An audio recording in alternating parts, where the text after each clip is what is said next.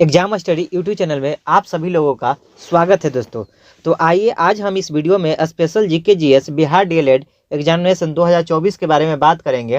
फिर एक नए सिरे से वीडियो लेके आए हैं दोस्तों, जो आपका साइंस के लिए बहुत ही इंपॉर्टेंट ये वीडियो है दोस्तों। तो आपका एग्जाम बहुत ही नज़दीक आ गया है दोस्तों, उसी को देखते हुए इसमें वीवीआई प्रश्नों को शामिल किया गया है, जिससे आपके जो एग्जाम होने वाले हैं उसमें अधिक से अधिक इसी सेट से प्रश्न पूछे जाएं। अगर आप शुरू से अंत तक अगर बने रहे वीडियो में दोस्तों, तो आपको काफ़ी महत्वपूर्ण साबित होने वाला है ये वीडियो। तो चलिए पूरा वीडियो आप लोग देख के जाइएगा। हम वीडियो को शुरुआत करते हैं दोस्तों। चलिए कमेंट बॉक्स में आप लोग कमेंट करते रहिएगा कि कार्बन डेटिंग विधि किसकी आयु का निर्धारण किया जाता है। तो कार्बन डेटिंग से किसकी आयु का निर्धारण किया जाता है दोस्तों? तो जीवाश्मों का क्या किया जाता है? वायु का निर्धारण किया जाता है। अगला जो प्रश्न है कि अत्यधिक शराब का सेवन करने से शरीर का कौन सा अंग विशेष रूप से प्रभावित होता है? तो इसका राइट आंसर है दोस्तों यकृत, लिवर आपका खराब हो जाता है ज़्यादा शराब जो व्यक्ति पीता है। अगले प्रश्न की ओर आते हैं। अगला प्रश्न है कि शरीर में रक्त बैंक का काम कौन सा करता है? ब्लड बैंक के नाम से कौन जाना जाता है? तो इसका राइट आंसर है दोस्तों स्प्लीन या तिल्ली। अगला प्रश्न है कि हरे पौधों में प्रकाश संश्लेषण की इकाई क्या कहलाती है? तो इसका राइट आंसर है दोस्तों क्वाटोसोम कहलाती है। आइए अब अगले प्रश्न की ओर आते हैं। अगला जो प्रश्न है दोस्तों कि शरीर में रक्त की सफ़ेद कोशिकाओं का मुख्य कार्य क्या होता है? अर्थात WBC white blood cell. White blood cell का काम होता है शरीर में बीमारियों से बचाना या शरीर की प्रतिरोधक क्षमता को बढ़ाना, याद रखिएगा दोस्तों।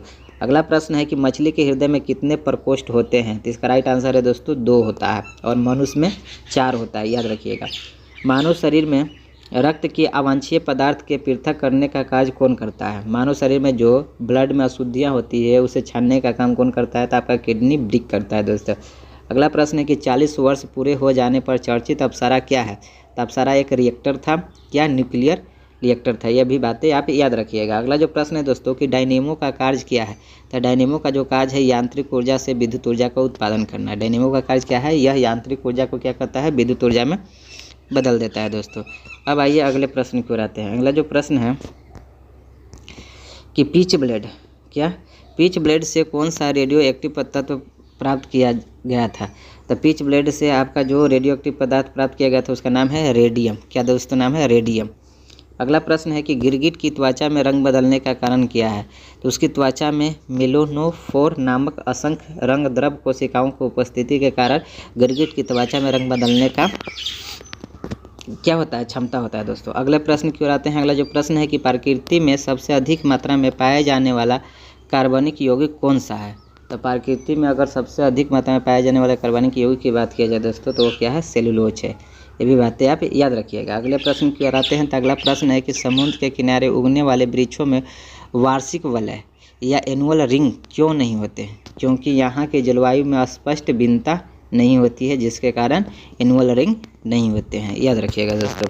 आइए अगले प्रश्न की ओर आते हैं। अगला जो प्रश्न है दोस्तों कि वृद्धावस्था का अध्ययन विज्ञान की किस शाखा के अंतर्गत किया जाता है? तो वृद्धावस्था की जो अध्ययन है दोस्तों वह जीर्नेटोलॉजी के अंतर्गत किया जाता है, याद रखिएगा। डोलोमाइट CaCO3 किसका अयस्क है? तो डोलोमाइट कैल्शियम का अयस्क है। कैल्शियम का परमाणु संख्या कितना होता है? 20 होता है, याद रखिएगा। खट्टे फलों में कौन सा विटामिन पाया जाता है दोस्तों? तो विटामिन C आपका खट्टे फलों में पाया जाता है, जैसे संतरा हो गया, नींबू हो गया, ये सब में, और कच्चे आम में ये सब विटामिन C पाया जाता है। और विटामिन C को गर्म करने पर क्या हो जाता है? नष्ट हो जाता है, याद रखिएगा। अगला प्रश्न है दोस्तों ध्वनि की तीव्रता मापने वाला यंत्र क्या कहलाता है? तो ध्वनि की जो तीव्रता है उसे मापने वाले को ऑडियोमीटर कहा जाता है। आइए अगले प्रश्न की ओर आते हैं। अगला प्रश्न है कि दूध का खट्टा होना किसके कारण होता है? तो दूध का जो खट्टा होता है दोस्तों वह जीवाणुओं के द्वारा होता है। किसके द्वारा होता है? जीवाणु के द्वारा। और जानते हैं दूध से दही बनने जो है लो लैक्टोबैसिलस नामक बैक्टीरिया के कारण ही बनता है।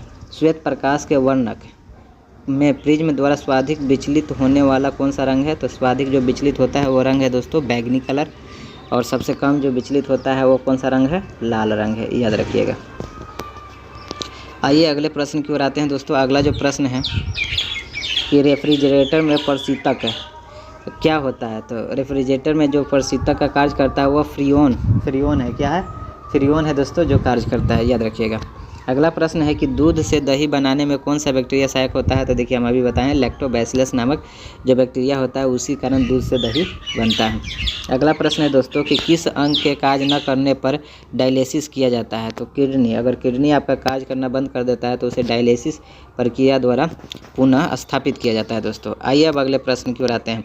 अगला प्रश्न है कि मनुष्य के मस्तिष्क का सबसे बड़ा भाग क्या है? तो मनुष्य का जो मस्तिष्क का सबसे बड़ा भाग है उसे प्रमस्तिष्क कहा जाता है, सेरेब्रम भी इसे कहा जाता है दोस्तों, याद रखिएगा। अगला प्रश्न है कि राइफल चलाने पर लगने वाला झटका किसके संरक्षण का उदाहरण है? तो इसका जो उदाहरण है दोस्तों कंजर्वेशन ऑफ लीनियर मोमेंटम का उदाहरण है। रेखीय संवेग संरक्षण के सिद्धांत के अनुसार ऐसा होता है, याद रखिएगा। आइए अगले प्रश्न की ओर आते हैं। अगला जो प्रश्न है दोस्तों कि प्रयोगशाला में सर्वप्रथम जीन का संश्लेषण करने वाला वैज्ञानिक कौन है? तो जीन का जो संश्लेषण सबसे पहले किए थे वो भारतीय वैज्ञानिक थे हरगोविंद खुराना जी, याद रखिएगा। अब आइए अगले प्रश्न की ओर आते हैं। अगला जो प्रश्न है दोस्तों कि चंद्रमा पर वायुमंडल न होने के क्या कारण है? वहाँ सभी गैसों का उनके पलायन वेग क्या होता है? यहाँ सभी गैसों का मध्य वर्ग माने रूट मीन स्क्वायर वैल्यू उनके पलायन वेग से क्या होता है? अधिक होता है, समझे, याद रखिएगा। किस एक कोशिका शैवाल का उपयोग अंतरिक्ष में खाद्य सुनिश्चित पूर्ति के लिए किया जाता है? तो जो अंतरिक्ष लोग किस कोशिका का उपयोग करते हैं शैवाल का? तो उसका नाम है कोरेला, याद रखिएगा। कोरेला जो शैवाल है इसका उपयोग अंतरिक्ष यात्री खाने के रूप में प्रयोग करते हैं दोस्तों, याद रखिएगा। अब आइए अगले प्रश्न की ओर आते हैं। अगला जो प्रश्न है दोस्तों आप स्क्रीन पर देख सकते हैं। अगला जो प्रश्न है कि प्राकृतिक रबर किसका बहुलक है? तो प्राकृतिक रबर की बात किया जाए तो यह आइसोप्रीन का बहुलक है, याद रखिएगा। द्रव की चौथी अवस्था क्या कहलाती है? तो द्रव की चौथी अवस्था प्लाज्मा अवस्था कहलाती है, याद रखिएगा। द्रव की टोटल कितनी अवस्थाएं हैं? तो 5 अवस्थाएं हैं दोस्तों। अगला प्रश्न है कि प्रत्यावर्ती धारा की माप किस यंत्र द्वारा की जाती है? तो प्रत्यावर्ती धारा की जो माप की जाती है तप्त तार एमीटर के द्वारा हॉट वायर एमीटर से किया जाता है, याद रखिएगा। अगला प्रश्न है कि प्रकाश तरंगों के किस गुण से उनके अनुप्रस्थ होने का प्रमाण मिलता है? तो ये है पोलराइजेशन या ध्रुवन के कारण तो प्रकाश तरंगों में उसके उपस्थित कण होने का प्रमाण मिलता है दोस्तों, याद रखिएगा। अब आइए अगले प्रश्न की ओर आते हैं। अगला जो प्रश्न है कि एक वृत्ताकार वलय सर्कुलर रिंग का गुरुत्व केंद्र कहाँ होता है? एक वृत्ताकार जो अगर सर्कुलर रिंग है तो उसका जो वृत्त का जो केंद्र होगा वह वलय वृत्त के केंद्र पर होगा। कहाँ होगा गुरुत्व केंद्र? वृत्त के केंद्र पर होगा, बातें याद रखिएगा। आइए अगले प्रश्न को आते हैं दोस्तों। अगला जो प्रश्न है कि मानव रक्त का पीएच मान कितना होता है? तो मानव रक्त का जो पीएच मान होता है 7.4 होता है या 7.5 भी कर सकते हैं दोस्तों, याद रखिएगा। खनिज संरचना की दृष्टि से हीरा क्या है? तो इस खनिज संरचना की दृष्टि से हीरा क्या है? कार्बन है। कार्बन का ही एक अपरूप है जिसे हीरा कहा जाता है दोस्तों, जो बहुत ही महंगा होता है और इसमें आंतरिक पूर्ण परिवर्तन का भी घटना होता है दोस्तों, याद रखिएगा। ग्रह गति का सिद्धांत किसने प्रतिपादित किया था? तो ग्रहों के गति के नियम का प्रतिपादन केपलर नामक साइंटिस्ट ने किया था, ये बातें याद रखिएगा। आइए अगले प्रश्न की ओर आते हैं। अगला प्रश्न है कि हाइड्रोजन बम का सिद्धांत पर आधारित है? तो यह नाभिकीय संलयन न्यूक्लियर फ्यूजन पर आधारित है हाइड्रोजन बम। अगला प्रश्न है दोस्तों कि प्रोटॉन का खोज किसने किया था? तो प्रोटॉन का जो खोज किया था वो साइंटिस्ट के नाम थे रदरफोर्ड जी ने किए थे, याद रखिएगा। आइए अब अगले प्रश्न की ओर आते हैं। अगला जो प्रश्न है दोस्तों कि कौन सा पदार्थ पृथ्वी पर तीनों अवस्था में पाई जाती है? तो ये राइट आंसर है आपका पानी। पानी आपका ठोस, द्रव और गैस तीनों अवस्था में पाया जाता है। हीरे के संबंध में कैरेट क्या होता है? तो हीरे का भार का मात्रक वो क्या कहा जाता है? कैरेट कहा जाता है। Unit of weight of diamond, याद रखिएगा। गैल्वेनीकृत लोहे पर किसका लेप किया जाता है? तो गैल्वेनीकृत लोहे पर जिंक का क्या किया जाता है दोस्तों? लेप किया जाता है। अगला प्रश्न है कि भारत में 28 फरवरी को विज्ञान दिवस किस उपलक्ष्य में मनाया जाता है? तो भारत में प्रत्येक वर्ष 28 फरवरी को सीवी रमन द्वारा रमन प्रभाव की खोज करने के दिन से क्या बनाया जाता है? उपलक्ष्य में आपका भारतीय विज्ञान दिवस मनाया जाता है दोस्तों, याद रखिएगा। अब आइए अगले प्रश्न की ओर आते हैं। अगला प्रश्न है कि 7 नवंबर 1888 में भारत के किस महान वैज्ञानिक का जन्मदिन है? तो इसका राइट आंसर है दोस्तों सीवी रमन जी का। 7 नवंबर 1888 को एक महान वैज्ञानिक जिनका नाम था सीवी रमन का जन्म हुआ था, याद रखिएगा। अगला प्रश्न है कि आयोडीन युक्त नमक का प्रयोग किस बीमारी की रोकथाम के लिए किया जाता है? तो इसका नाम है दोस्तों घेंघा रोग या गलकंड रोग या ग्वाइटर रोग भी कहा जाता है, आप लोग याद रखिएगा। आइए अगले प्रश्न की ओर आते हैं। अगला जो प्रश्न है कि विद्युत मोटर क्या कार्य करता है? तो विद्युत मोटर का कार्य है विद्युत ऊर्जा को यांत्रिक ऊर्जा में परिवर्तित करना। लेकिन डायनेमो अभी बताए हैं जो आपको यांत्रिक ऊर्जा से विद्युत ऊर्जा बदलता है, लेकिन विद्युत मोटर विद्युत ऊर्जा को यांत्रिक ऊर्जा में इसका उल्टा करता है दोस्तों, याद रखिएगा। अगला प्रश्न है कि हरे पौधों में प्रकाश संश्लेषण की इकाई क्या कहलाती है? तो हरे पौधों में जो प्रकाश संश्लेषण क्रिया है उसे क्वांटोसोम कहलाती है। क्या कहलाती है? देखिए ये प्रश्न पहले भी आ चुका है दोस्तों, क्वांटोसोम, और ये VVI प्रश्न है, बहुत सारे एग्जामिनेशन में ये पूछा जा चुका है, तो याद रखिएगा। अगला प्रश्न है दोस्तों कि पृथ्वी का औसत घनत्व क्या होता है? तो पृथ्वी का औसत घनत्व 5.5 ग्राम पर सेंटीमीटर क्यूब होता है, याद रखिएगा। अगला प्रश्न है कि सूर्य सदैव पूर्व में निकलता है क्योंकि पृथ्वी पश्चिम से पूरब की ओर घूमती है, इसी कारण सूर्य हमेशा पूर्व दिशा की ओर निकलती है, याद रखिएगा दोस्तों। आइए अगले प्रश्न की ओर आते हैं। अगला जो प्रश्न है कि पौधों में वाष्प उत्सर्जन दर के निर्धारण के लिए किस यंत्र का उपयोग किया जाता है? तो पौधों में वाष्प उत्सर्जन दर के जो निर्धारण है वो पोटोमीटर के द्वारा किया जाता है, आप याद रखिएगा। अगला प्रश्न है दोस्तों कि रेड लेड का रासायनिक सूत्र क्या होता है? Pb3O4। रेड लेड का रासायनिक सूत्र Pb3O4 होता है, याद रखिएगा। मानव शरीर में विटामिन के का निर्माण किस अंग में होता है? तो मानव शरीर में विटामिन के का निर्माण क्लोन में बैक्टीरिया द्वारा होता है। किसके द्वारा होता है? क्लोन में बैक्टीरिया द्वारा होता है, याद रखिएगा। डार्क एवेंजर क्या है? तो एक प्रकार का प्रमुख कंप्यूटर वायरस है दोस्तों, डार्क एवेंजर, याद रखिएगा। अब आइए अगले प्रश्न की ओर आते हैं। अगला जो प्रश्न है दोस्तों कि फाइकोलॉजी के तहत विज्ञान के किस शाखा का अध्ययन किया जाता है? तो फाइकोलॉजी में विज्ञान का जो शाखा है वो शैवालों का अध्ययन किया जाता है फाइकोलॉजी में, जिसे इंग्लिश में एल्गी भी कहा जाता है। किस विटामिन में कोबाल्ट पाया जाता है? तो विटामिन B12 में आपका कोबाल्ट पाया जाता है, ये बात याद रखिएगा। अगला प्रश्न है कि मेनिनजाइट तानिका शोथ नामक रोग शरीर में कौन सा अंग में प्रभावित होता है? तो मस्तिष्क। मेनिनजाइटिस जो रोग होता है, बीमारी होता है, वो मस्तिष्क से रिलेटेड है, याद रखिएगा दोस्तों। अब आइए अगले प्रश्न की ओर आते हैं। अगला जो प्रश्न है दोस्तों कि मानव शरीर में रक्त का थक्का नहीं बनने का प्रमुख कारण क्या है? तो हिपेरिन नामक जो आपका हिपेरिन की उपस्थिति, जो थक्का नहीं बनता है वो किसके कारण नहीं बनता है? हिपेरिन नामक जो आपका है जिसके कारण ये थक्का नहीं बनता है, याद रखिएगा। अगला प्रश्न है कि चाय बनाने के लिए विद्युत द्वारा केतली में पानी किस विधि द्वारा गर्म होता है? तो एक कन्वेंशन द्वारा संवहन प्रक्रिया द्वारा आपका केतली का पानी गर्म हो जाता है दोस्तों, याद रखिएगा। अगला प्रश्न है कि वृद्धों के चिकित्सा शास्त्रीय अध्ययन को क्या कहा जाता है? तो इसे कहा जाता है गेरियाटिक्स कहा जाता है। क्या कहा जाता है दोस्तों? गेरियाटिक्स, याद रखिएगा। हाइपोग्लाइसेमिया नामक रोग रक्त में किसकी कमी के कारण होता है? तो इसका नाम है ग्लूकोज। किसके कारण? ग्लूकोज के कारण होता है, याद रखिएगा दोस्तों। अगला प्रश्न है आपका कि HTLV सेकेंड नामक वायरस से कौन सा रोग होता है? तो इसका नाम है दोस्तों आपका एड्स। क्या होता है? एड्स नामक बीमारी होता है। अगला प्रश्न है कि मानव शरीर में सबसे छोटी ग्रंथि कौन सी है? तो इसका नाम है पिट्यूटरी ग्रंथि, या इसे मास्टर ग्रंथि भी कहा जाता है दोस्तों, याद रखिएगा। अगला प्रश्न है कि एंजाइम मूलतः क्या है? तो एंजाइम मूल रूप से क्या है? एक प्रोटीन होता है दोस्तों, याद रखिएगा। आइए अब अगले प्रश्न की ओर आते हैं। अगला जो प्रश्न है पित्त का निर्माण शरीर के किस भाग में होता है? तो पित्त का निर्माण जो होता है यकृत या लिवर में होता है, याद रखिएगा दोस्तों। कृष्ण छेद्र ब्लैक होल सिद्धांत को प्रतिपादन किसने किया था? तो S चंद्रशेखर नामक साइंटिस्ट ने किया था, याद रखिएगा। साइनोकोबालामिन क्या है? तो साइनोकोबालामिन विटामिन B12 का रासायनिक नाम है दोस्तों, याद रखिएगा। अगले प्रश्न की ओर आते हैं। अगला जो प्रश्न है कि टेट्राडूथाइल लेड पेट्रोल में क्यों मिलाया जाता है? तो ये जो है एंटी नॉकिंग के लिए या रेटिंग या अपस्फोटन की दर को बढ़ाने के लिए मिलाया जाता है दोस्तों, याद रखिएगा। अगले प्रश्न की ओर आते हैं। अगला जो प्रश्न है दोस्तों कि हीरे के चमक होती है, हीरा क्यों चमकता है? तो हीरे चमकने का कारण है पूर्ण आंतरिक परिवर्तन के कारण हीरा में चमक होता है दोस्तों।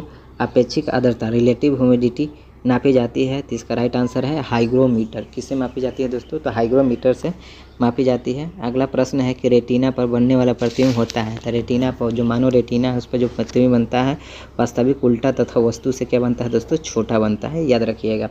पोलियो का टीका सर्वप्रथम किसने तैयार किया था? तो जॉन साल्क नामक साइंटिस्ट थे जिन्होंने पोलियो का टीका सबसे पहले शुरुआत किए थे। चलिए अगले प्रश्न की ओर आते हैं। अगला जो प्रश्न है दोस्तों कि गोबर गैस का मुख्य संगठन क्या है? तो गोबर गैस का मुख्य जो संगठन है दोस्तों वो मीथेन है। हरे पौधे में प्रकाश संश्लेषण की इकाई क्या कहलाती है? तो क्वांटोसोम। देखिए हरे पौधों में प्रकाश संश्लेषण की इकाई को देखिए कितने बार ये पूछा जा चुका है दोस्तों, कितने वीवीआई प्रश्न है। क्वांटोसोम, इसे तो आप याद ही रखिएगा कि हरे पौधों में प्रकाश संश्लेषण की इकाई को क्या कहते हैं? तो क्वांटोसोम कहते हैं। अगला प्रश्न है कि न्यूटन पर किलोग्राम किस भौतिक राशि का मात्रक है? तो एक त्वरण का मात्रक है। किसका मात्रक है दोस्तों? एक्सलेशन का। एक्सलेशन का और एक मात्रक है मीटर पर सेकेंड स्क्वायर। ये भी बात आप याद रखिएगा। ग्वाइटर नामक रोग शरीर में किसकी कमी के कारण होता है? तो अभी बताएं, आयोडीन के कारण होता है दोस्तों, ग्वाइटर या घेंगा नामक रोग। ये भी इंपॉर्टेंट है, ये भी वीवीआई है दोस्तों, इसको भी आप याद रखिएगा। अब आइए अगले प्रश्न की ओर आते हैं। अगला जो प्रश्न है दोस्तों कि वायरोलॉजी में किसका अध्ययन किया जाता है? तो वायरोलॉजी में आपका विषाणुओं का अध्ययन किया जाता है। किसका अध्ययन किया जाता है? विषाणुओं का। विटामिन सी का रासायनिक नाम क्या है? तो एस्कॉर्बिक एसिड है। क्या नाम है दोस्तों? एस्कॉर्बिक एसिड कहा जाता है। अगला प्रश्न है कि समान व्यक्ति का अनुशीलक रक्तदाब कितना होता है? तो इसका राइट आंसर है दोस्तों 80 मिली पारे के। कितना? 80 मिली पारे के, याद रखिएगा। अगला प्रश्न है दोस्तों कि श्वेत प्रकाश में प्रिज्म वर्ण से किस रंग का विचलन सबसे अधिक होता है? तो बैंगनी रंग का विचलन। जब श्वेत प्रकाश प्रिज्म से होकर जाती है तो 7 रंगों में विभक्त होती है, जिसमें बैंगनी रंग का विचलन सबसे अधिक होता है दोस्तों, और लाल रंग का जो विचलन है वो सबसे आपका कम होता है। ये भी बातें आप याद रखिएगा। आइए अगले प्रश्न की ओर आते हैं। अगला जो प्रश्न है दोस्तों कि कैलोमल क्या है? तो ये मर्क्यूरस क्लोराइड। क्या है? कैलोमल जो है मर्क्यूरस क्लोराइड का रासायनिक नाम है, याद रखिएगा। सिंदूर का रासायनिक नाम क्या है? Mercury sulphide. क्या है? HGS, mercuric sulphide. झूठा सोना फॉल्स कहलाता है। ये प्राकृतिक में पाए जाने वाला आयरन सल्फाइड या आयरन पायराइड्स को क्या कहा जाता है दोस्तों? जो झूठा सोना कहा जाता है। पैंक्रियाटिक जूस में पाए जाने वाला एंजाइम है ट्रिप्सिन एंजाइम। कौन सा एंजाइम पाया जाता है? ट्रिप्सिन एंजाइम पाया जाता है दोस्तों, याद रखेंगे। आइए अगले प्रश्न की ओर आते हैं। अगला प्रश्न है कि आंतों में प्रोटीन को एमिनो अम्ल में अपघटित करने में उत्प्रेरक होता है। तो इसका राइट आंसर है दोस्तों पेप्सिन एंजाइम। कौन सा? Pepsin enzyme.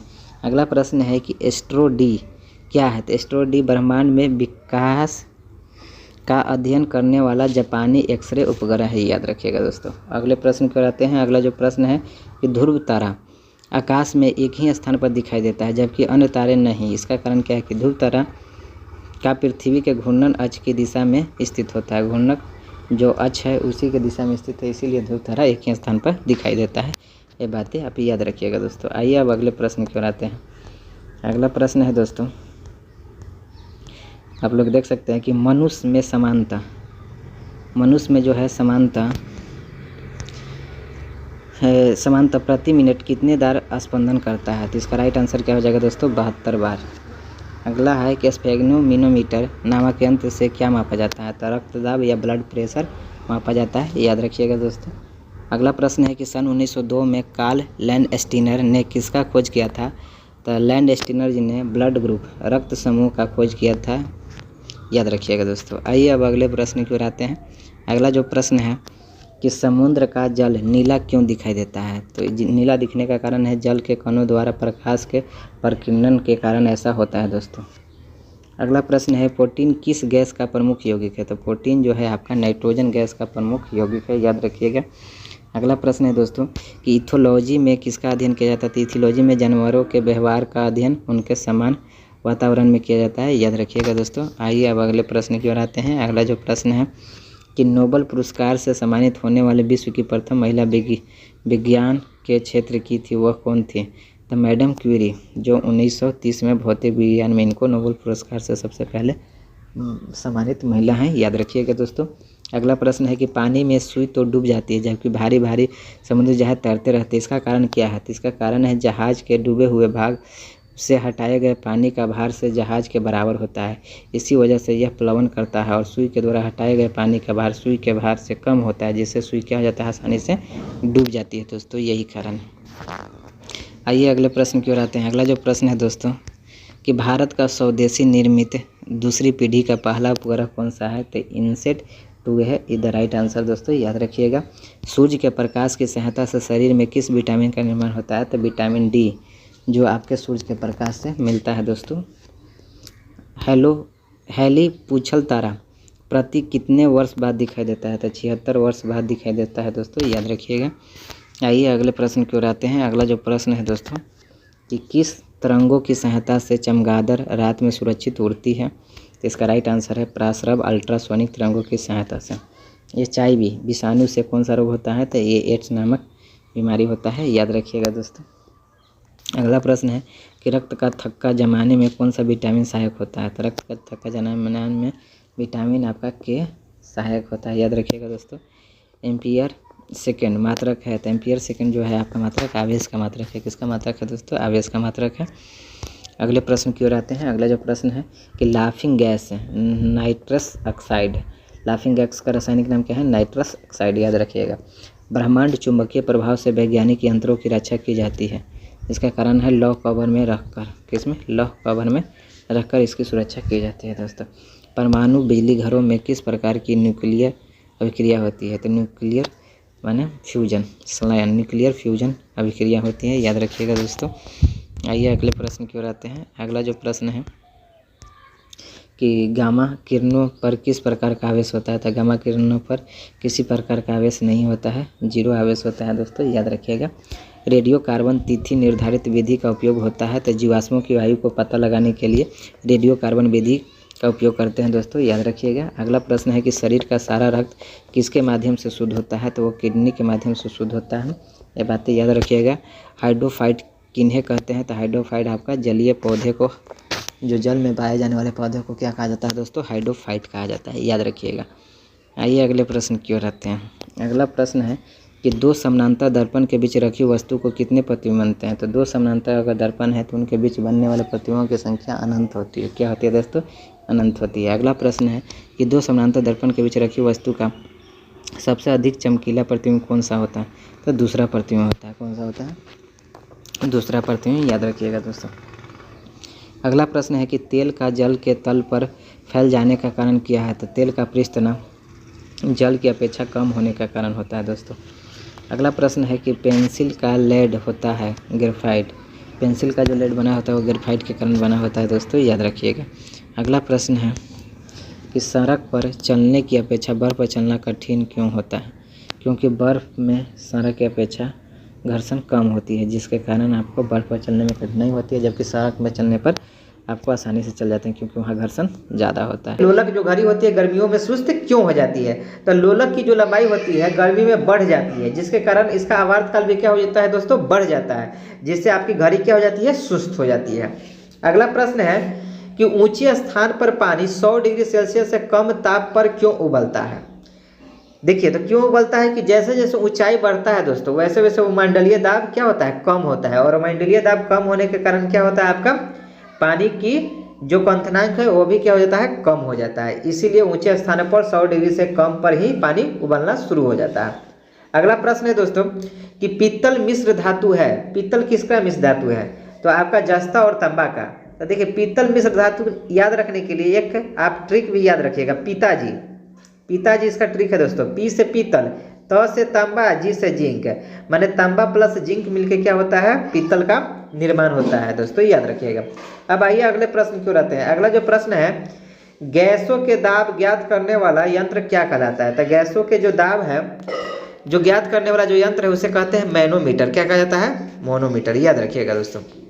आइए अगले प्रश्न की ओर आते हैं। अगला जो प्रश्न है कि Bhabha atomic research centre Trombay में स्थित 5वें न्यूक्लियर रिएक्टर का नाम क्या है, तो उस रिएक्टर का नाम है दोस्तों ध्रुव, याद रखिएगा। अगला प्रश्न है कि अग्नश्यामी रस में पाया जाने वाला एंजाइम ट्रिप्सिन प्रोटीन और पेप्टोन में किसमें बदल देता है, माने जो अग्नाशय होता है दोस्तों, अग्नाशय में पाया जाने वाला जो एक एंजाइम है जिसका नाम है ट्रिप्सिन, ट्रिप्सिन को प्रोटीन या पेप्टोन किस में बदल देता है? तो इसका राइट आंसर है दोस्तों छोटे पेप्टाइड्स में बदल देता है। अगला प्रश्न है कि मनुष्य में दाद रिंगवर्म रोग के कारक कवक का नाम क्या है? तो उस कवक का नाम है दोस्तों, याद रखिएगा, माइक्रोस्पोरम, याद रखिएगा। अगला प्रश्न है दोस्तों कि स्कर्वी नामक रोग किस विटामिन के अभाव से होता है? तो स्कर्वी जो आपका होता है वो विटामिन सी की कमी से होता है, याद रखिएगा दोस्तों। अब आइए अगले प्रश्न की ओर आते हैं। अगला जो प्रश्न है कि सबसे भारी धातु कौन सी है? तो सबसे भारी धातु आपका पोसोनियम हो जाएगा। अगला प्रश्न है कि विद्युत का सबसे अच्छा चालक क्या है? तो विद्युत का सबसे अच्छा चालक आपका चांदी हो जाएगा दोस्तों। अगला है कि पोटेशियम का अयस्क कार्नेलाइट का सूत्र क्या होता है? तो इसका सूत्र होता है KCl MgCl2 6H2O, याद रखिएगा दोस्तों। अगला प्रश्न है कि यूरेनियम के नाभिकीय विखंडन में अंततः क्या होता है? तो इसका राइट आंसर हो जाएगा सीसा। अगला प्रश्न है दोस्तों कि ध्वनि को मापने की इकाई क्या है? तो ध्वनि को हम लोग डेसीबल, ध्वनि की तीव्रता कैसा मात्रा क्या होता है दोस्तों? डेसीबल, याद रखिएगा। अगला प्रश्न है दोस्तों कि स्टेनलेस स्टील किन धातुओं के मिश्रित करके बनाया जाता है? तो स्टेनलेस स्टील किसका मिश्र धातु है? क्रोमियम, लोहा तथा निकेल का। आइए अब अगले प्रश्न की ओर आते हैं दोस्तों। अगला जो प्रश्न है कि वनस्पति जो आपका है विज्ञान की उस शाखा का क्या नाम है जिसमें शैवाल का अध्ययन किया जाता है? तो शैवालों के अध्ययन को फाइकोलॉजी कहा जाता है। क्या कहा जाता है? फाइकोलॉजी। दूध से दही बनाने वाले जीवाणु का नाम क्या है? तो दूध से जो दही बनता है उसे बैक्टीरियम लैक्टोबैसिलस नामक जो बैक्टीरिया होती है दोस्तों, उसी से आपका दूध से दही बनने का काम होता है। अगला प्रश्न है दोस्तों कि मधुमेह के रोगी के पेशाब में किसकी अधिकता हो जाती है? तो मधुमेह जिसकी बीमारी हो जाती है, जिसे डायबिटीज बीमारी कहा जाता है, उसके मूत्र में शर्करा की अधिकता होती है दोस्तों। आइए अगले प्रश्न की ओर आते हैं। अगला जो प्रश्न है कि स्वचालित ब्रेक है जिसे कहा जाता है हाइड्रोलिक ब्रेक्स किस नियम पर आधारित होता है? तो ये जो है आपके पास्कल के नियम पर आधारित होता है, याद रखिएगा दोस्तों। अगला प्रश्न है कि DNA संश्लेषण का प्रतिपादन किसने किया था? तो DNA संश्लेषण का प्रतिपादन कॉर्नबर्ग ने किया था। अगला प्रश्न है कि फोटोग्राफी में प्रयुक्त होने वाली हाइपो का रासायनिक नाम क्या है? तो फोटोग्राफी में जो हाइपो रासायनिक नाम उसका है दोस्तों सोडियम थायोसल्फेट, याद रखिएगा।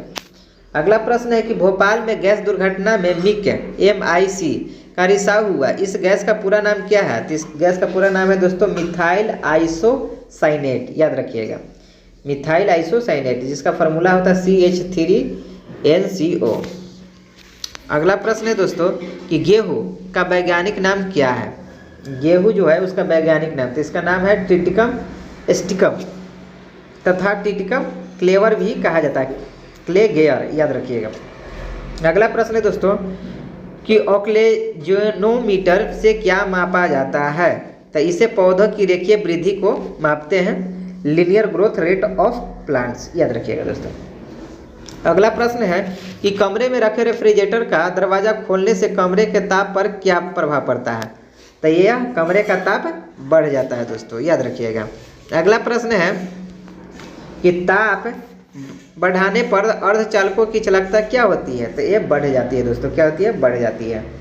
मनुष्य की श्रवणता की शक्ति या श्रव की सीमा क्या होती है? तो 20 हर्ट्ज से लेकर 20,000 हर्ट्ज तक मनुष्य सुन सकता है, इसे श्रव ध्वनि कहते हैं। और 20,000 से अधिक की ध्वनि को वह सुन नहीं सकता है, उसे प्राश्रव ध्वनि कहते हैं। और 20 हर्ट्ज से कम की ध्वनि को अश्रव तरंगे कहते हैं, जिसे हम लोग सुन नहीं सकते हैं। ये कुत्ता चमगादड़ ही सुन सकते हैं इसको।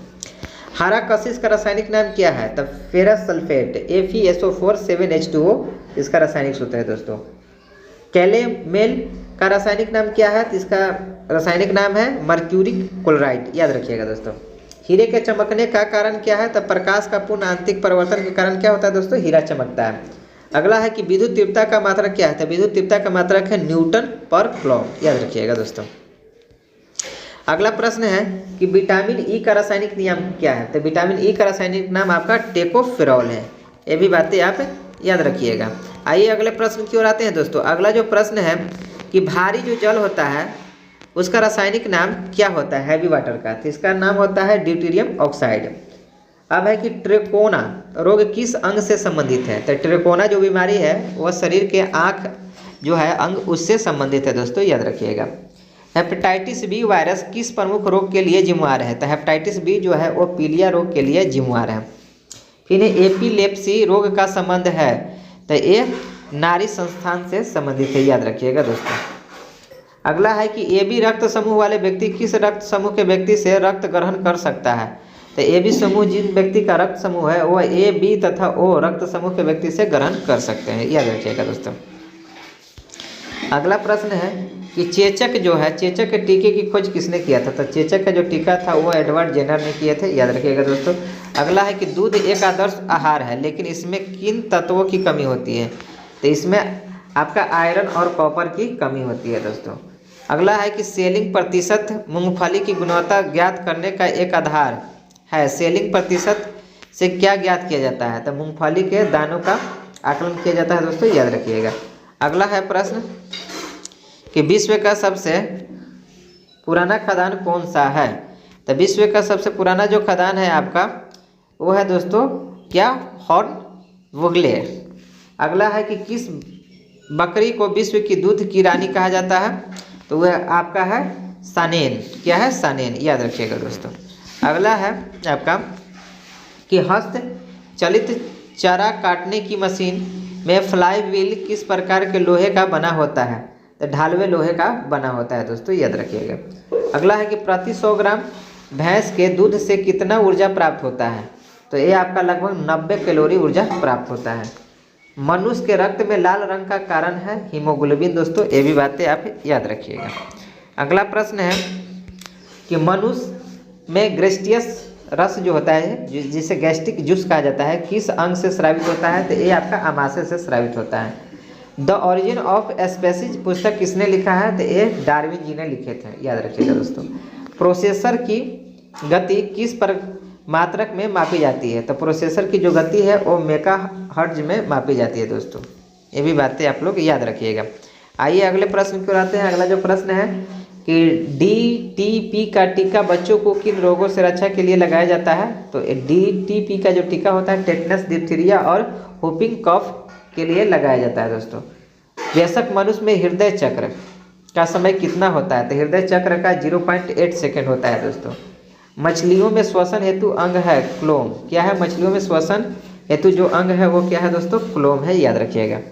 फिर वाटसन एवं क्रिक को जीव विज्ञान के किस शाखा के लिए नोबेल पुरस्कार प्रदान किया गया है? तो ये DNA के डबल हेलिकल मॉडल के खोज के लिए इन्हें प्रदान किया गया था दोस्तों, याद रखिएगा। आइए अगले प्रश्न पर आते हैं। अगला जो प्रश्न है बैक्टीरिया का खोज किसने किया था? तो एंटोनी वन ल्यूवेनहॉक ने किए थे, ये भी बातें याद रखिएगा। विज्ञान की शाखा एग्रोस्टोलॉजी में किसका अध्ययन किया जाता है? तो इसमें आपका घास या ग्रास का अध्ययन किया जाता है दोस्तों। मानव शरीर में विटामिन के का निर्माण किस अंग में होता है? तो विटामिन के का निर्माण क्लोन में बैक्टीरिया द्वारा होता है। फिर है कि पीडियाट्रिक्स का संबंध किससे है? तो बच्चों के रोग से संबंधित है दोस्तों, याद रखिएगा। अगला प्रश्न है कि हाइपोग्लाइसेमिया नामक रोग रक्त में किसकी कमी से होता है? तो ये जो कमी है ग्लूकोज की कमी से होता है दोस्तों। हाइग्रोमीटर से क्या नापा जाता है? तो हाइग्रोमीटर से अपेक्षिक आर्द्रता आपका मापा जाता है।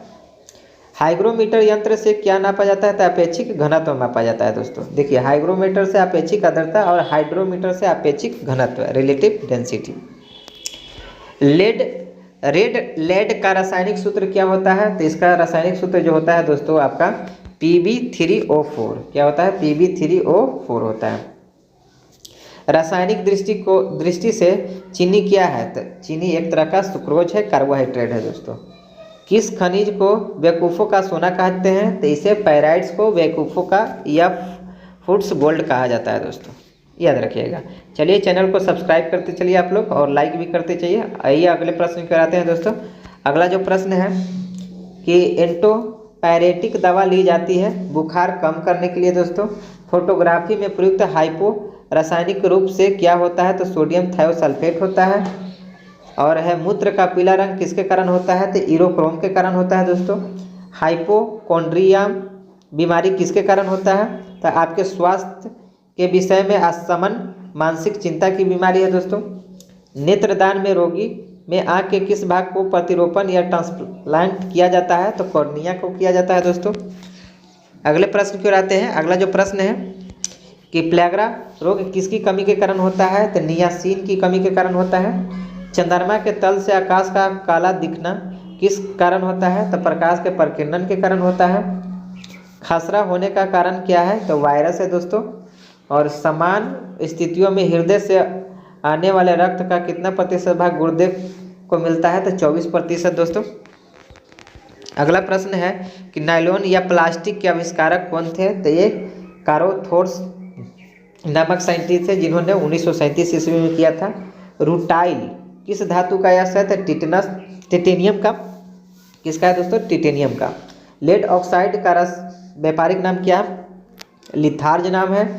हिंदुस्तान ऑर्गेनिक केमिकल लिमिटेड कहाँ स्थित है, तो ये आपका महाराष्ट्र के कोलाबा नामक स्थान पर स्थित है दोस्तों। स्तनधारी प्राणियों में रक्त का सबसे अधिक तापमान किस पशु का होता है, तो व्हेल का होता है, याद रखिएगा दोस्तों।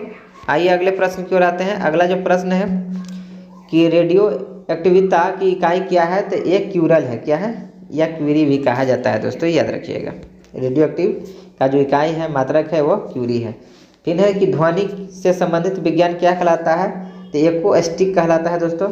इलेक्ट्रॉन की विराम ऊर्जा हो सकती है 0.51 मेगा इलेक्ट्रॉन होता है दोस्तों। उसके बाद है कि प्रदीप्त घनत्व का मात्रक क्या होता है, लक्स होता है। फिर बादल का हवा में तैरने का कारण क्या है, तो बादल का हवा में तैरने का कारण है वायु की शैत्यता, क्या, विस्कोसिटी, जो अपने से कम घनत्व के कारण होता है दोस्तों। आइए अगले प्रश्न की ओर आते हैं। अगला जो प्रश्न है कि जीवन के उद्भव का प्रथम वैज्ञानिक विवरण किस वैज्ञानिक ने प्रस्तुत किया, तो इसका राइट आंसर है AI ओपेरियन ने। इंसुलिन की खोज किसने किया था, तो FG बेंटिंग ने। विटामिन सी का रासायनिक नाम क्या है, अस्कॉर्बिक अम्ल। सुपर फास्फेट उर्वरकों का सूत्र है CaH2PO4 का होल 2, याद रखिएगा। पानी का अधिकतम घनत्व किस ताप पर होता है, तो 4 डिग्री सेल्सियस पर होता है। एपिलेप्सी रोग का संबंध है नाड़ी संस्थान से दोस्तों, याद रखिएगा। आइए अगले प्रश्न की ओर आते हैं। अगला जो प्रश्न है कि ड्रोपसी की बीमारी के लिए कौन सा मिलावटी तेल उत्तरदायी पाया जाता है, तो इसका नाम है आर्जिमोन। हड्डियों में फास्फोरस किस रूप में पाया जाता है, तो कैल्शियम फास्फेट के रूप में पाया जाता है। किस उपकरण द्वारा ध्वनि तरंगों का प्रयोग करके समुद्र की गहराई नापी जाती है, तो इसका राइट आंसर है सोनार दोस्तों। आइए अगले प्रश्न की ओर आते हैं। अगला प्रश्न है कि मूत्र में एल्युमिनियम आने से किस अंग के गड़बड़ होने की संभावना होती है, तो किडनी, किसकी, किडनी की। अगला प्रश्न है कि मैनोमीटर से क्या नापा जाता है, तो गैस का दाब मापा जाता है। अगला है कि पायरिडॉक्सिन किसका रासायनिक नाम है, तो विटामिन B6 का रासायनिक नाम है दोस्तों। फिर मैनोमीटर से क्या नापा जाता है, तो गैसों का दाब मापा जाता है। आइए अब अगले प्रश्न की ओर आते हैं दोस्तों। अगला जो प्रश्न है कि 4 अर्ध आयु के पश्चात किसी रेडियो एक्टिव पदार्थ का कितना भाग अविघटित रहता है, तो 1/16 भाग क्या होता है, अविघटित रहता है दोस्तों। 6.25% भाग अविघटित रहता है। आइए अगले प्रश्न की ओर आते हैं। अगला जो प्रश्न है दोस्तों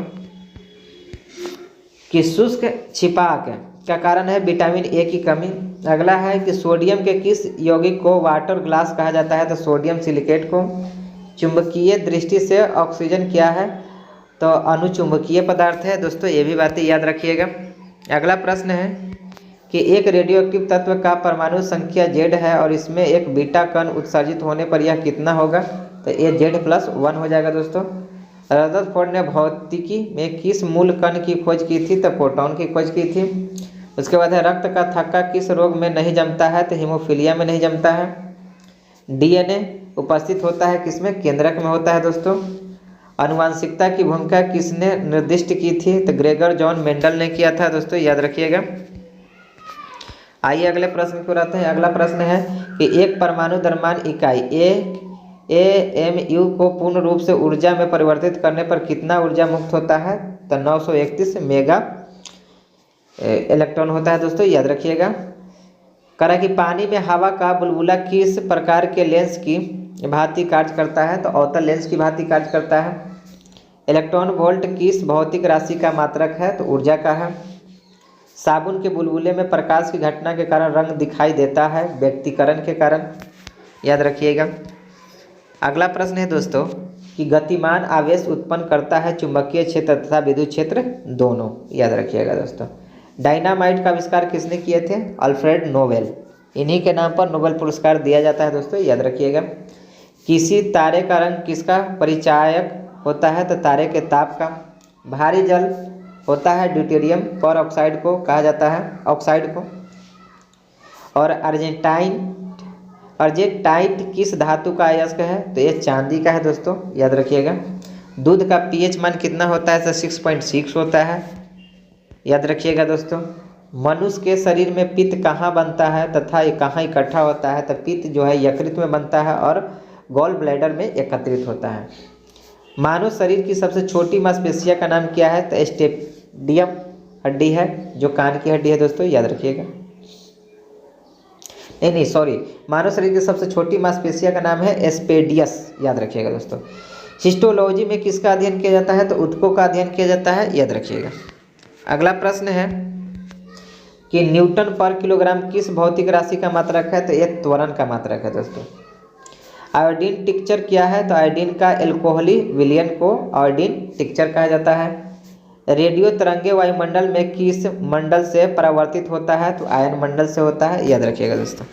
अगला प्रश्न है कि टमाटर का रंग पकने पर लाल क्यों हो जाता है? तो ये क्रोमोप्लास्ट के कारण होता है। परिस्थितिकी इकोलॉजी संबंधित है जीव एवं पर्यावरण के सहसंबंधों से दोस्तों, याद रखिएगा। भारत में अंतरिक्ष आयोग की स्थापना कब हुई? तो जून 1972 में। सर्वप्रथम कृत्रिम गर्भाधान भारत में कब प्रारंभ किया गया? था सन 1942 में।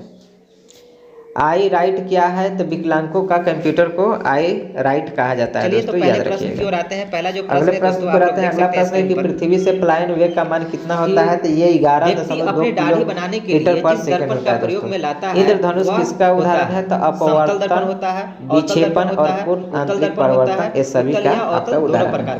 पुष्प विभिन्न रंगों के होते हैं क्योंकि उनमें पाया जाता है एंथ्रासायनिन। उसके बाद कि सेब का खाने योग्य भाग है रसदार थैलामस, याद रखिएगा। मानव शरीर में 1 मिनट में कितनी बार हार्ट बीट्स होते हैं? तो 72 बार होते हैं। स्वयं बिना बदले रासायनिक अभिक्रिया की दर में परिवर्तित लाने वाले पदार्थ को क्या कहते हैं? तो प्रेरक या कैटालाइट कहा जाता है। दर्पण की फोकस दूरी आपकी अनंत होती है और उत्तल दर्पण की फोकस दूरी जो होती है दोस्तों वो पॉजिटिव होती है, याद रखिएगा।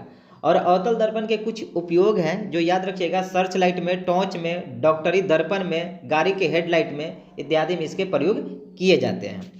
चलिए अगले प्रश्न की ओर आते हैं दोस्तों। अगला प्रश्न है कि निम्नलिखित में विद्युत चुम्बकीय तरंगों को समझिए। तो देखिए, पहला में दिया है एक्स किरण, दूसरा में दिया है गामा किरण, तीसरा में दिया है माइक्रो तरंगे, चौथा में दिया है रेडियो तरंगे। अब इसमें कह रहा है कि इसमें ऊर्जा का बढ़ता हुआ क्रम बताइए। इसमें ऊर्जा का जो बढ़ता हुआ क्रम है दोस्तों, तो सबसे पहले जो आपका है इसमें रेडियो तरंगे, उसके बाद आपका है माइक्रो तरंगे, उसके बाद आपका है एक्स किरणें, उसके बाद है आपका गामा किरणें। अर्थात कहने का मतलब 4, 3, 1 और 2 is the right answer, option number 1। अगर बात किया जाए तो सबसे अधिक जो आवृत्ति होती है दोस्तों वो गामा किरण के पास होती है और सबसे अधिक ऊर्जा भी आपके गामा किरण के पास ही होती है। सबसे अधिक तरंगदैर्घ्य की बात किया जाए तो वो आपका रेडियो तरंगों के पास होता है। किसके पास होता है? रेडियो तरंग के पास सबसे अधिक आपका तरंगदैर्घ्य होता है, याद रखिएगा। विद्युत चुम्बकीय निर्वात में भी गमन करते हैं। जो विद्युत चुम्बकीय तरंग होते हैं दोस्तों वो निर्वात में भी आपके गमन कर सकते हैं और इसका जो वेलोसिटी होता है, वेग जो होता है वो लाइट माने प्रकाश के वेग के बराबर होता है दोस्तों, याद रखिएगा। ये कुछ महत्वपूर्ण और भी प्रश्न थे। चलिए अगले प्रश्न की ओर आते हैं। अगला प्रश्न है कि महिला सेक्स हार्मोन है, महिला सेक्स हार्मोन है एस्ट्रोजन, एंड्रोजन, इंसुलिन या ऑक्सीटोसिन? तो इसका राइट आंसर है दोस्तों ऑप्शन नंबर ए, एस्ट्रोजन महिला सेक्स हार्मोन है, याद रखिएगा। एस्ट्रोजन और प्रोजेस्टेरोन महिलाओं के मुख्य सेक्स हार्मोन है, याद रखिएगा। दो हैं, एस्ट्रोजन और प्रोजेस्टेरोन। टेस्टोस्टेरोन पुरुषों में सेक्स हार्मोन है। अगर पुरुषों के सेक्स हार्मोन की बात किया जाए तो टेस्टोस्टेरोन, याद रखिएगा। पुरुषों में सेक्स हार्मोन है, याद रखिएगा दोस्तों। चलिए अगले प्रश्न की ओर आते हैं। अगला प्रश्न है कि पार्किंस बीमारी के उपचार के विकास के लिए सबसे किसको नोबेल पुरस्कार दिया गया? तो तो अगर इसका आंसर की बात किया जाए, आर्विड कार्लसन या John F Enders, Robert B Laughlin या वाल्टर कोहन। तो इसका राइट आंसर है दोस्तों option number A, Arvid Carlsson को दिया गया है दोस्तों।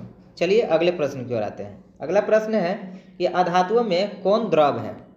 अधातुओं में कौन द्रव है? केवल ब्रोमीन, क्लोरीन तथा ब्रोमीन, केवल फास्फोरस, अधातुओं में कोई द्रव नहीं है। तो इसका राइट आंसर है दोस्तों ऑप्शन नंबर ए, ब्रोमीन जो है वह द्रव अवस्था में पाया जाता है, जो एक धातु है दोस्तों, याद रखिएगा।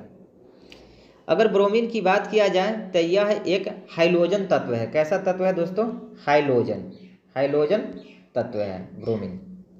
और यह आवर्त सारणी के 17वें वर्ग में पाया जाता है, 17वें वर्ग में पाया जाता है। यह लाल और भूरा द्रव होता है और इसकी परमाणु संख्या की बात किया जाए तो 35 होता है दोस्तों, याद रखिएगा। और एक और धातु है जो द्रव अवस्था में पाया जाता है, उसका नाम है दोस्तों मरकरी, Hg, याद रखिएगा। चलिए अगले प्रश्न की ओर आते हैं। अगला प्रश्न है दोस्तों 51 नंबर कि एल्काइन का सामान्य सूत्र क्या होता है? एल्काइन का सामान्य सूत्र क्या होता है? तो इसका राइट आंसर है दोस्तों CnH2n-2, एल्काइन का सामान्य सूत्र होता है दोस्तों। और यह जो होता है त्रिबंध असंतृप्त हाइड्रोकार्बन है, याद रखिएगा। चलिए अगले प्रश्न की ओर आते हैं। अगला प्रश्न है दोस्तों 52 कि ठोस में चल सकने वाली तरंगे है, ठोस में चल सकने वाली तरंगे है अनुप्रस्थ, अनुदैर्घ्य या अनुप्रस्थ और अनिदैर्घ्य दोनों, या इनमें से कोई नहीं। तो इसका राइट आंसर है दोस्तों अनुप्रस्थ और अनिदैर्घ्य दोनों तरंगे हैं जो ठोस में चल सकते हैं। अनुप्रस्थ तरंगे ठोस एवं द्रव के ऊपरी परत पर गमन करते हैं, याद रखिएगा दोस्तों। और अनुदैर्घ्य जो तरंगे होती है वो ठोस में, द्रव में और गैस तीनों माध्यम में गमन करती है। अनुदैर्घ्य तरंगे ठोस, द्रव, गैस तीनों में माध्यम करती है, जबकि अनुप्रस्थ तरंगे ठोस और द्रव में गमन करती है, याद रखिएगा। चलिए अगले प्रश्न की ओर आते हैं दोस्तों। अगला प्रश्न है 53 कि चुंबकीय फ्लक्स जो होता है उसका एसआई मात्रक क्या है? चुंबकीय फ्लक्स का एसआई मात्रक ऑप्शन है टेस्ला, वेबर, अर्ग या हेनरी। तो इसका राइट आंसर है दोस्तों weber, option number B is the right answer. चुंबकीय फ्लक्स का एसआई मात्रक वेबर होता है, याद रखिएगा। और इसका अगर चुंबकीय फ्लक्स के अगर सीजीएस मात्रक की बात किया जाए, सीजीएस, तो इसका मैक्सवेल है। क्या है दोस्तों? मैक्सवेल, याद रखिएगा। सीजीएस मात्रक मैक्सवेल है। चलिए अगले प्रश्न की ओर आते हैं दोस्तों। अगला प्रश्न है आपका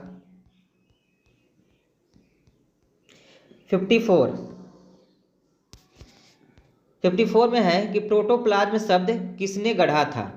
प्रोटोप्लाज्म शब्द किसने गढ़ा था? ऑप्शन ए है G.J. मेंडल, बी है जोहान एंजेलिस्टन पुरकिंजे, सी है चार्ल्स डार्विन, डी है रॉबर्ट हुक।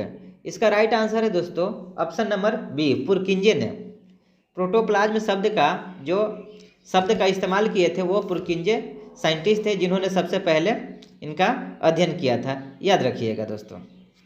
चलिए अगले प्रश्न की ओर आते हैं। अगला प्रश्न है कि ध्वनि का वेग एवं परम ताप से संबंध है।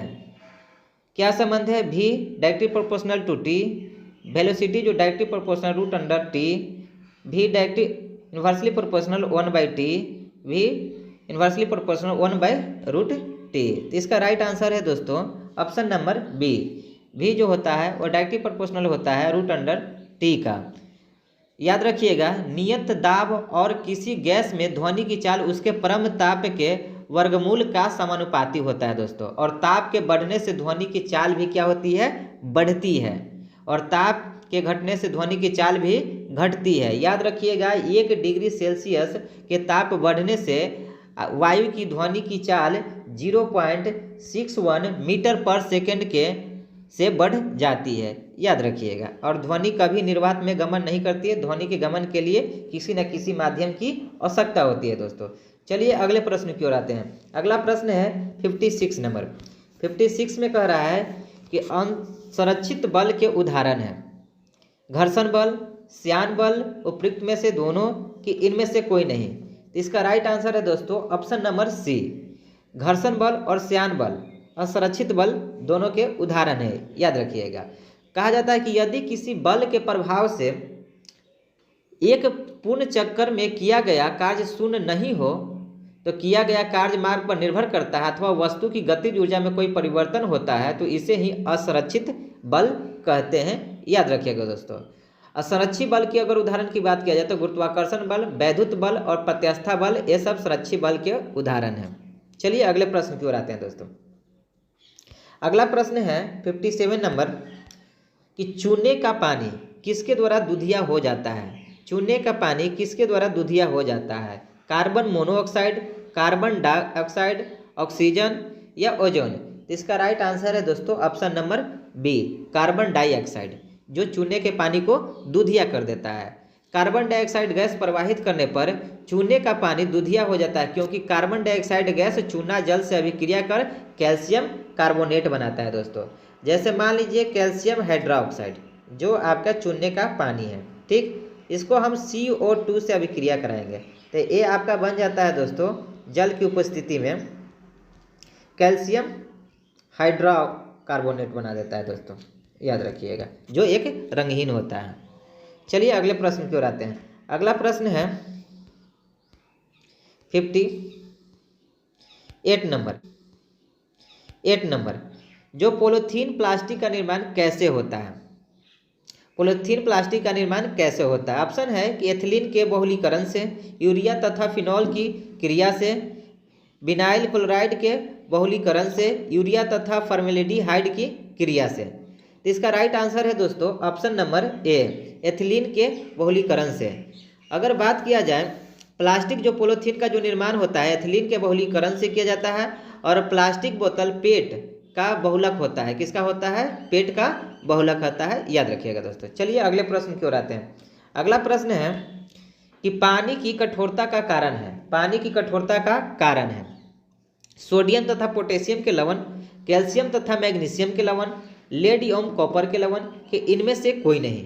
तो इसका राइट आंसर है दोस्तों ऑप्शन नंबर बी, कैल्शियम तथा मैग्नीशियम के जो लवण होते हैं जिसके कारण पानी कठोर हो जाते हैं दोस्तों, याद रखिएगा। और जल की कठोरता दो प्रकार की होती है, एक तो अस्थाई कठोरता होती है और एक जो होती है अस्थाई कठोरता होती है दोस्तों। तो याद रखिएगा जल में जो अस्थाई कठोरता होती है उसकी उपस्थिति कैल्शियम और मैग्नीशियम के क्लोराइड एवं सल्फेट के कारण होता है और अस्थाई कठोरता जो होती है कैल्शियम और मैग्नीशियम के बाइकार्बोनेट के घुलने के कारण होता है दोस्तों, याद रखिएगा ये दोनों को भी। चलिए अगले प्रश्न की ओर आते हैं। अगला जो प्रश्न है दोस्तों आपका 60 नंबर कि फेनोफ्लेफथीन का क्षारीय माध्यम में रंग होता है। कैसा रंग होता है? गुलाबी रंग होता है, पीला रंग होता है, नीला होता है या रंगहीन होता है? तो इसका राइट आंसर है दोस्तों गुलाबी रंग होता है। कैसा रंग होता है? गुलाबी रंग के होते हैं। चलिए अगले प्रश्न की ओर आते हैं। 61 है कि अम्ल A, B, C एवं D का pH मान 1, 2, 3, 4 है। इसमें से सबसे अधिक शक्तिशाली अम्ल कौन सा है? तो सबसे शक्तिशाली अगर अम्ल की बात किया जाए दोस्तों तो वो है आपका A, क्योंकि आप जानते हैं कि 7 से जो भी कम होता है वो आपका अम्लीय होता है और 7 से जो ज़्यादा होता है pH मान वो क्षारीय होता है और जो 7 पर होता है वो लवणीय होता है। तो 7 से जितना कम होगा वो उतना ही लवणीय होगा दोस्तों। तो देखिए 7 से कम 1 सबसे कम है, इसलिए सबसे अधिक शक्तिशाली आपका जिसका pH मान 1 होगा वो सबसे ज़्यादा शक्तिशाली अम्ल होगा, इसलिए ए इज द राइट आंसर। चलिए अगले प्रश्न की ओर आते हैं। अगला प्रश्न है दोस्तों 62 प्रश्न है कि उन पशुओं को क्या कहा जाता है जो पौधों और पशुओं दोनों को खाते हैं? मांसाहारी, शाकाहारी, सर्वाहारी या मांसाहारी, सर्वाहारी या शाकाहारी में से कुछ नहीं। इसका राइट आंसर है दोस्तों ऑप्शन नंबर सी, इसे सर्वाहारी कहा जाता है जो मांस और शाक दोनों खाते हैं। चलिए अगले प्रश्न की ओर आते हैं दोस्तों। 63 प्रश्न है कि इनमें से किसे आधुनिक वनस्पति विज्ञान का जनक माना जाता है? J Mendel, Louis Pasteur, Carl Linnaeus, Edward Jenner. इसका राइट आंसर है दोस्तों कार्ल लिनियस को आधुनिक वनस्पति का जनक माना जाता है। इसी तरह से जीव विज्ञान के जनक अरस्तु हैं, जीवाश्मी के जनक लिवांडो डी विंसी है, और आधुनिक आनुवंशिक के जनक D.H. मॉर्गन है, और पादप कार्य के जो जनक है स्टीफन हेल्स है, और आधुनिक भ्रूण विज्ञान के जनक वान बेयर है, याद रखिएगा। वनस्पति विज्ञान के जनक थ्रियोफ्रेटस है, और भारतीय कवक विज्ञान के जनक की अगर बात किया जाए तो E.J. बटलर है। ये भी आप लोग याद रखिएगा साथ में। चलिए अगले प्रश्न की ओर आते हैं दोस्तों। अगला प्रश्न है कि निम्नलिखित में से 64 कौन अशुद्ध पदार्थ है? कौन सा अशुद्ध पदार्थ है? सोडियम, वायु, हाइड्रोजन, अमोनिया। तो देखिए इसका राइट आंसर दोस्तों हो जाएगा option number B. Option number B is the right answer, क्योंकि वायु एक मिश्रण होता है और मिश्रण कभी भी शुद्ध नहीं हो सकता। मिश्रण क्या होता है? अशुद्ध होता है। सोडियम एक धातु है, धातु हमेशा शुद्ध अवस्था में पाए जाते हैं। हाइड्रोजन भी धातु है जो शुद्ध होता है, और अमोनिया जो एक यौगिक है, यौगिक भी हमेशा शुद्ध अवस्था में पाया जाता है। इसलिए आपका वायु जो होगा ये अशुद्ध पदार्थ में आ जाएगा दोस्तों। चलिए अगले प्रश्न की ओर आते हैं। 65 जो है आपका कि आपके शरीर में स्थितिज ऊर्जा न्यूनतम होती है खड़ा रहने पर, कुर्सी पर बैठने पर, जमीन पर बैठने पर, जमीन पर लेटने पर। तो इसका राइट आंसर है दोस्तों जमीन पर लेटने पर।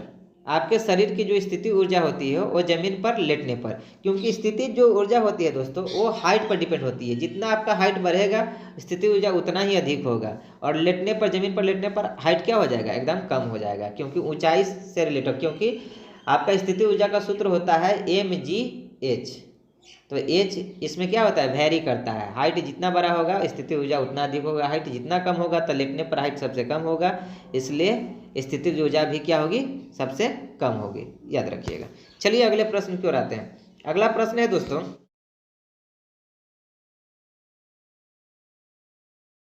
66 प्रश्न आएगा दोस्तों।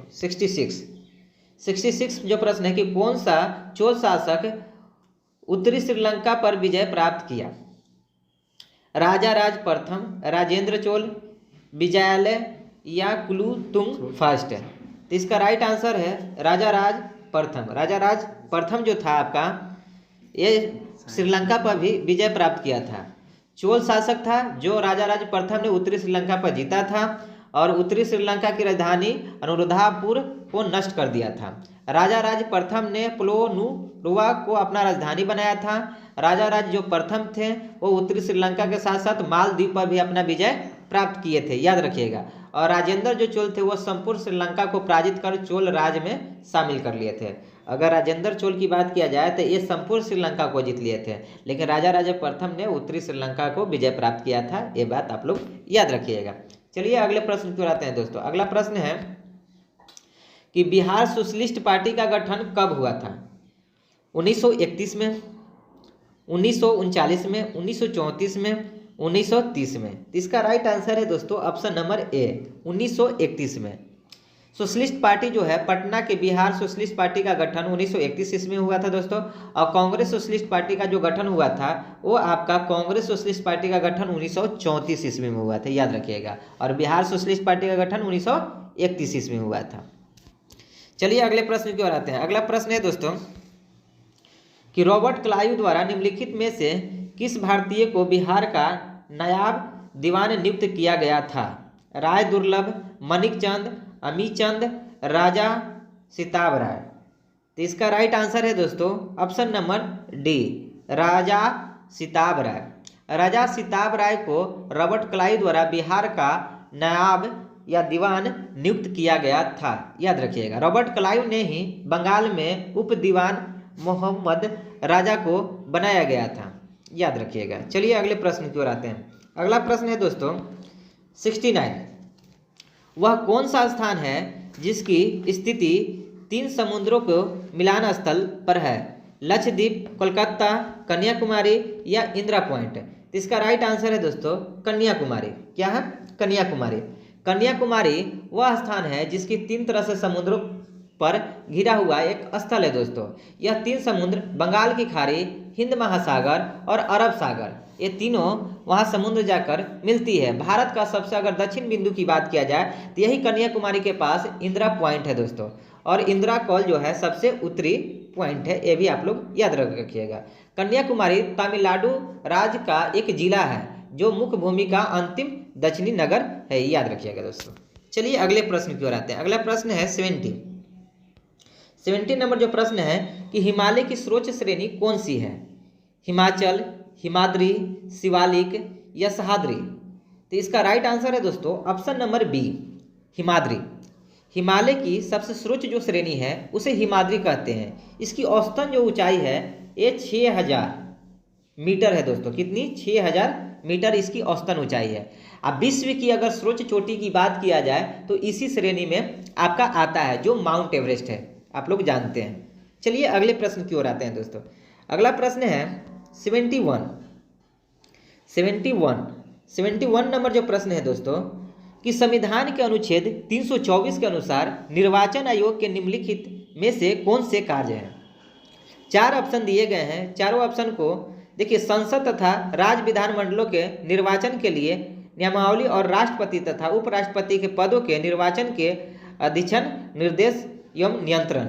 ऑप्शन बी है कि संसद तथा राज्य विधानमंडलों के निर्वाचन के संबंधी संदेहों और विवादों के निर्णय के लिए निर्वाचन अधिकरण की नियुक्ति करना। ऑप्शन नंबर सी है दोस्तों कि संसद और राज्य विधानमंडलों के सदस्यों की अनर्हताओं के प्रश्न पर राष्ट्रपति और राज्यपालों को परामर्श देना, या उपयुक्त में से सभी। अगर इसका बात किया जाए दोस्तों तो इसका ऑप्शन नंबर डी हो जाएगा, उपयुक्त में से सभी। ये सारे ऑप्शन सही है। चलिए अगले प्रश्न की ओर आते हैं दोस्तों। अगला प्रश्न है 72।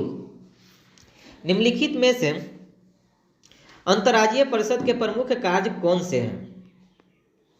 तो अगर इसका बात किया जाए कि विभिन्न राज्यों के मध्य उत्पन्न विवादों की जांच करना और उन पर परामर्श देना, कुछ या सभी राज्यों अथवा संघ एवं एक राज्य या अधिक राज्यों के समान हित से संबंधित विषयों का अन्वेषण करना और उस पर विचार करना, या उपयुक्त विषय विशेषकर इनमें से संबंधित नीति और कार्य के बेहतर समन्वय की सिफारिश करना, या उपयुक्त में से सभी। तो इसका भी हो जाएगा उपयुक्त में से सभी, द राइट आंसर।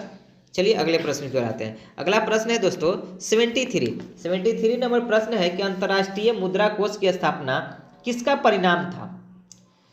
गेट का, ब्रिटेन वुडन सम्मेलन का, यूरोपियन मौद्रिक समझौता का, या स्मिथ समझौता का? तो इसका राइट आंसर है दोस्तों option number B, Bretton Woods सम्मेलन का। ब्रिटेन वुडन जो सम्मेलन के पश्चात थी अंतर्राष्ट्रीय मुद्रा कोष और विश्व बैंक की स्थापना की गई थी दोस्तों। अंतर्राष्ट्रीय जो मुद्रा कोष की विनियमित करने के लिए न्यू हैम्पशायर, संयुक्त राज्य अमेरिका के ब्रिटेन वुड्स ने 44 संबद्ध देशों के 730 प्रतिनिधियों ने भाग लिया था दोस्तों, याद रखिएगा। चलिए अगले प्रश्न की ओर आते हैं। अगला प्रश्न है कि गोल्डन हैंड शेक स्कीम किससे संबंधित है? ऑप्शन है कि विदेशी कंपनियों का आमंत्रण, सार्वजनिक उद्यमों में निजी निवेश, स्वैच्छिक सेवानिवृत्ति, या उपयुक्त में से सभी। इसका राइट आंसर है दोस्तों ऑप्शन नंबर सी, स्वैच्छिक सेवानिवृत्ति। गोल्डन हैंडशेक योजना के तहत स्वैच्छिक सेवानिवृत्ति की योजना है दोस्तों। अगर बात किया जाए पेंशन नीति के अनुसार समूह क और ख के लिए न्यूनतम आयु की बात किया जाए तो 50 वर्ष की आयु पूर्ण करने के बाद ही, या दूसरा है कि 55 वर्ष की आयु पूर्ण करने के बाद ही आवेदन योजना के लिए आप कर सकते हैं। चलिए अगले प्रश्न की ओर आते हैं। अगला प्रश्न है दोस्तों आपका 75 जो प्रश्न है कि मोनालिसा को किस पर पेंट किया गया था? पत्थर पर, लकड़ी पर, कागज पर, धातु का चादर पर? तो इसका राइट आंसर है दोस्तों ऑप्शन नंबर बी, लकड़ी पर। मोनालिसा जिसका पेंटिंग वर्ल्ड फेमस है दोस्तों, इनका पेंटिंग जो है लकड़ी पर किया गया था। मोनालिसा लियोनार्डो दा विंची का विश्व प्रसिद्ध चित्र है। यह एक विचार मग्न स्त्री का चित्रण है जो अत्यंत हल्की मुस्कान लिए हुए है। और यह जो तस्वीर है दोस्तों ये 1503 से 1517 के बीच बनाई गई थी। वर्तमान में यह छवि फ्रांस के लुवीरे संग्रहालय में रखी गई है, याद रखिएगा। और मोनालिसा जो पेंटिंग है 21 इंच लंबी और 30 इंच चौड़ी है दोस्तों, याद रखिएगा। चलिए अगले प्रश्न को रहते हैं। अगला प्रश्न है कि चंद्रशेखर आजाद मुठभेड़ में कहाँ शहीद हुए थे? इलाहाबाद में, कानपुर में, पटना में, बलिया में? इसका राइट आंसर है दोस्तों इलाहाबाद में। इलाहाबाद के मुठभेड़ में चंद्रशेखर आजाद शहीद हुए थे। चंद्रशेखर आज़ाद की अगर बात किया जाए तो इन्होंने शपथ लिया था कि मुझे अंग्रेज कभी जिंदा बंदी नहीं बना सकता है।